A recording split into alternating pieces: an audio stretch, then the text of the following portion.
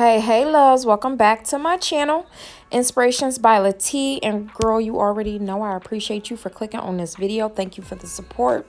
So these photos that you see here are some thumbnails from some previous videos that I recorded. So I'm asking that y'all continue to support and go back and watch those if you haven't already done so. Anywho, so this current video is me explaining to you guys why I left my job of 14 years. I was at the same doctor's office for about 14 years and decided to pursue other things. And I'm just explaining how that's currently going. And then I'm also explaining to y'all how I started on my entrepreneurial journey and how that's going. So I do want to say that this is a pre-recorded video. So I have been at my current new position for about a year now. But I just thought this would be a good video for me to start off kind of explaining. And then I am going to keep you guys updated with my entrepreneurial endeavors as my business grows and evolves and things of that nature. So enjoy. Welcome to my channel, Taste by Lati. Thanks for joining me again. We're going to do a quick little chit chat video. This video is going to be basically about me explaining my CPR business venture. So as I told you guys before, I am a medical assistant. I was working in my field for 13 years. And, you know, the reason why I left that previous job is because I had been there so long. I had advanced all that I could advance. There was no more growing that I could do in that particular job. I explained that in my last video a little bit about me wanting the care manager facilitator position that I wasn't able to get because I was an RN. I'm not an RN, and there was a small portion of that job description that required an RN. And like I said, once that happened, I kind of realized that there was not much else there for me to do as far as growing. I probably could have eventually became an office manager, but our office manager had been there just as long as I have, so I didn't foresee her going anywhere anytime soon. So, you know, I just felt like I needed to grow more, you know. And when I left, no bad blood. Like, I still talk to the doctors there. I mean, we worked together for 13 years, the two doctors that own the practice. So I still keep in touch with them. I've been reaching out to them. They've reached out to me a few times to see how I'm doing. I see how they're doing, especially with all this COVID-19 stuff, because they are up in age. So I definitely, you know, took the initiative to say, you know, how you guys doing? Are you guys doing okay? And just different things like that. But like I said, no bad blood or anything. And they already told me, if you don't like it at the hospital where you at, please come back. Our doors are always open if you need a job, as long as we are here in business. Anyways, so what happened is, even prior to me leaving that position, I knew that I wanted more. I knew I needed a change. I felt stagnant. I felt complacent, like I just couldn't move. Like I wasn't happy in that position anymore.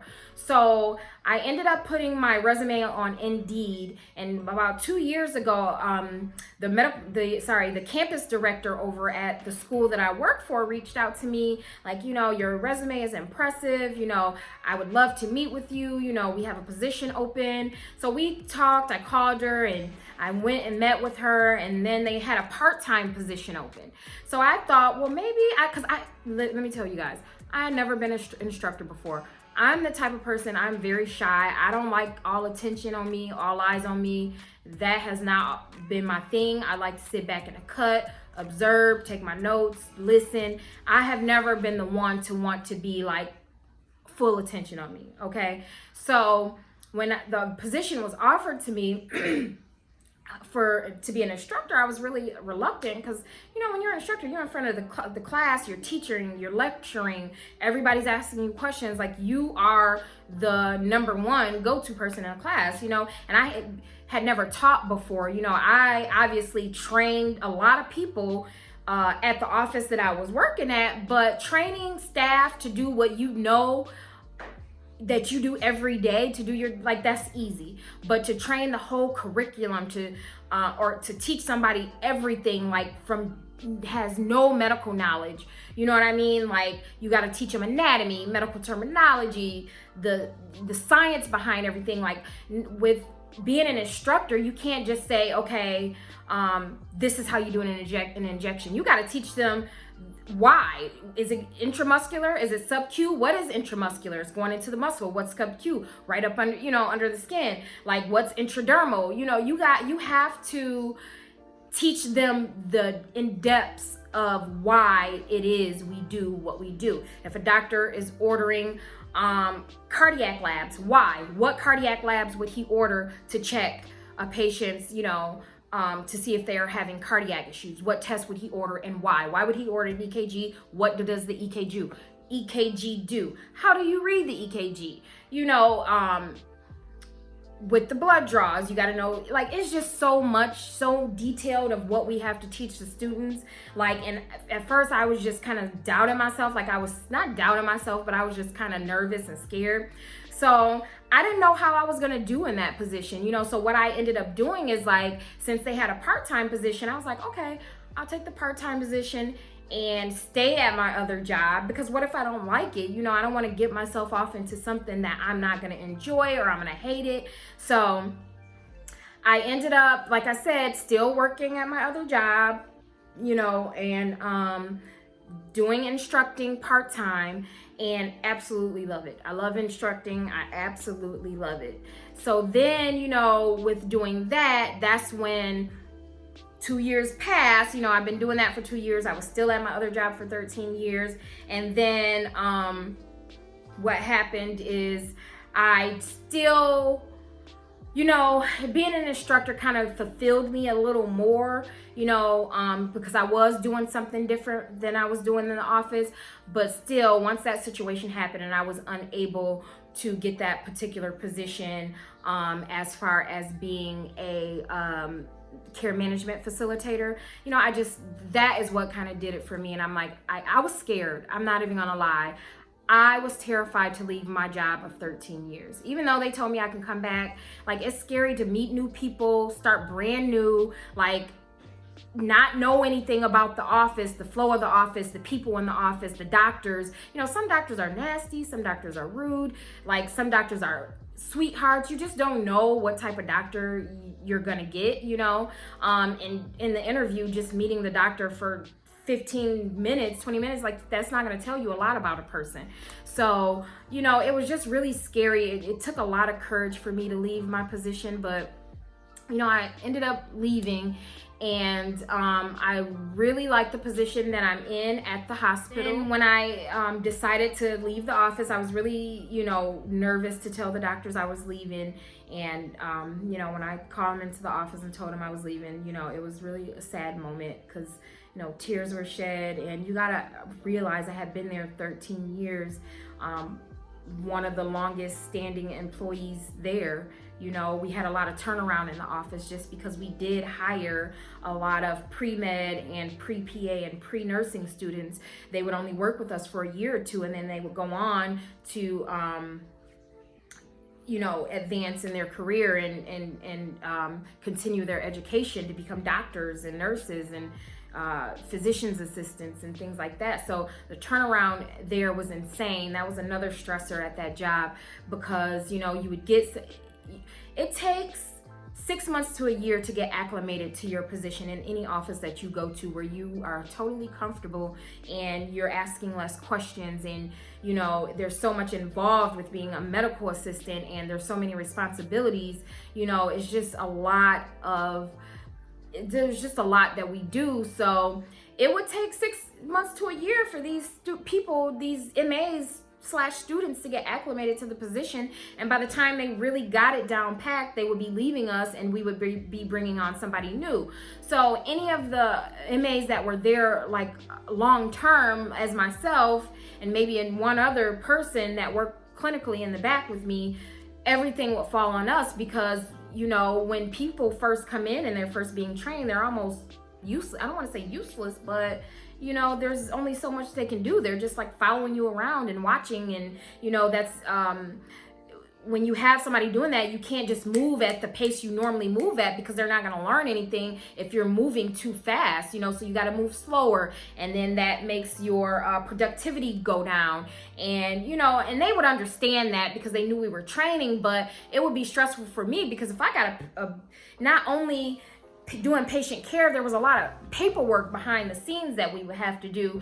And if I got a desk full of papers, and that, even though my managers and whatever, the bosses weren't like on me, you know what I mean, because they knew I was going to get it done, but they knew my productivity was a little lower because I'm training somebody. But for me, that's stressful, because I'm like, I need to get this done. I need to get these papers off my desk. I need to send this out. I need to call to this insurance company, and I know it's going to be an hour phone call to do a prior authorization and explain why it's medically necessary for this patient to have this particular medication that the doctor prescribed, and the insurance company doesn't want to cover it, but I have to call them and explain why they need it, and fax over all the office notes giving us leverage to why the patient need. I mean, it's just insane. So anyways, you know, like I said, that was a real stressor for me, with the turnaround there being so high.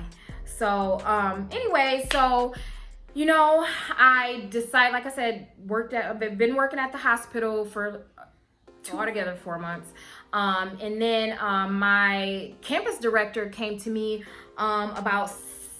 it's been a little over 6 months ago, and she was like, would you like to take a CPR instructor course? You know, we'll pay for it, because at the school, like, anything that is involving continuing your education that's pertaining to the field that you're in, as far as instructing, like, they will pay for it. So she was like, we'll pay for you to go and, you know, be an instructor, because you have to take a class to be a CPR instructor, and all of our students, before they graduate, they have to have an updated CPR license. Like, you know, they have to be updated in their CPR.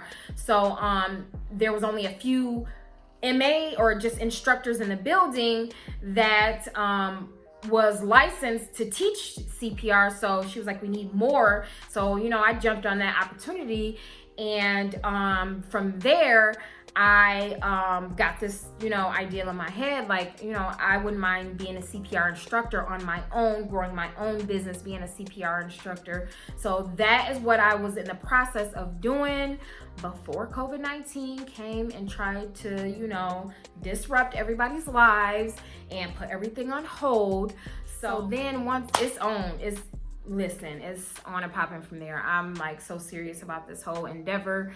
Like, I have all my marketing strategies written down. I already know a ton of people in the medical field that are willing to support me, because a few doctors that I worked for, they already said that they would bring me on as an instructor, because they have to keep the staff updated on CPR. And usually somebody from the health department or the fire department would come in and teach us every 2 years when it was time for our recertification. But they already said that they are willing to, you know, bring me that business. And then a couple of the other doctors that I worked with in the past that are willing to, that we still keep in contact. You know, I reached out to them and I was like, you know, I'm a new CPR instructor, and I am, you know, growing my business. And, you know, they're like, of course, we'll love to support you. That's why it's good to keep a good standing relationship with people, especially professional people that you've worked with, because you never know when you might need to reach out to them for a helping hand, you know. And they were more than willing to, you know, once I get everything up and going, when they are due for their certification. And then even one of the other doctors I worked for, the office that she's at now, she was stating that she would love to have all of that staff, you know, come to me for their CPR research. She's the one that called me about the office manager position. She wants me to be an office manager at that office, which is a whole nother story. I think I talked about a little bit in one of my other videos, because I would have to make some changes, because I can't be a medical assistant, an office manager, an MA instructor, and a CPR instructor. That would be a lot. It would. I ain't superwoman. So, but I would jump on that. I think I would jump on that opportunity. There's more details and discussions that need to be had about that, but yeah. So anyways, I already have a foundation of clients that I can start off with. So I have something to start off with, and then of course I'm gonna market myself, and I don't know how that's gonna go. I'm gonna have to think of something with the whole COVID-19. I think I'll just get a bunch of emails, send out emails to, because there's the audience that I'm gonna be catering to for CPR is gonna be like firefighters. They have to be CPR certified, police officers, anybody in any type of hospital or medical doctor office, daycare workers, a lot of church members, just people in general that have a family. They want to know how to be able to perform CPR on a family member. Maybe they have older family members. My daughter needs CPR. Like, I have a couple people that I know that are nurses that have to get recertified for CPR. So there's a lot of in that area, and then they know people, so I'm gonna get business cards made up, and I'm gonna also have a lot of merchandise to sell as well. I'm gonna have probably hand sanitizer, because that's really big now. I'm also gonna be selling the little pendants, like the name tag badges that nurses and doctors and MAs and whomever else wear. I'm gonna have those. I'm gonna have first aid kits for sale. No matter if you're at home, everybody needs a first aid kit. So I'm gonna have those. And I just got a whole plan in mind. Like I said, my marketing strategy is gonna be a little bit different from what I initially anticipated, but I think it's gonna be okay. I should still be able to do it. And I'm gonna keep you guys posted on my business journey and my endeavor with my whole growing my CPR business, and what happens with that management position. I haven't really heard back from her since COVID. I heard from her at the beginning, and she said she would reach out to me once all this was over. But I'm sure, with business being down, even when doctors are doing those video medicine visits with their patients, like how we're doing now, it's kind of like a live chat with the patients.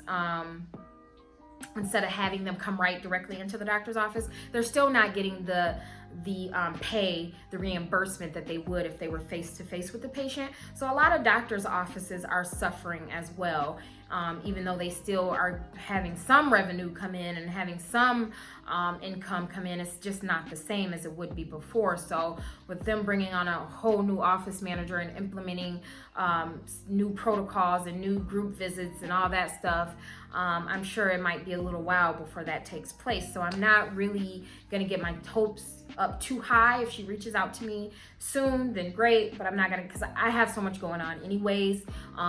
Honestly, it would be better for me to kind of get my CPR business off the ground and get acclimated and comfortable with that, and then jump off into another adventure. So I'm gonna keep you guys posted with my adventures and everything that I'm going to be doing and things like that.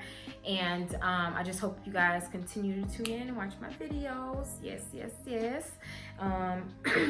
So I think that's it for this video, you guys. So yeah, just rate, comment, and subscribe. Holler at your girl.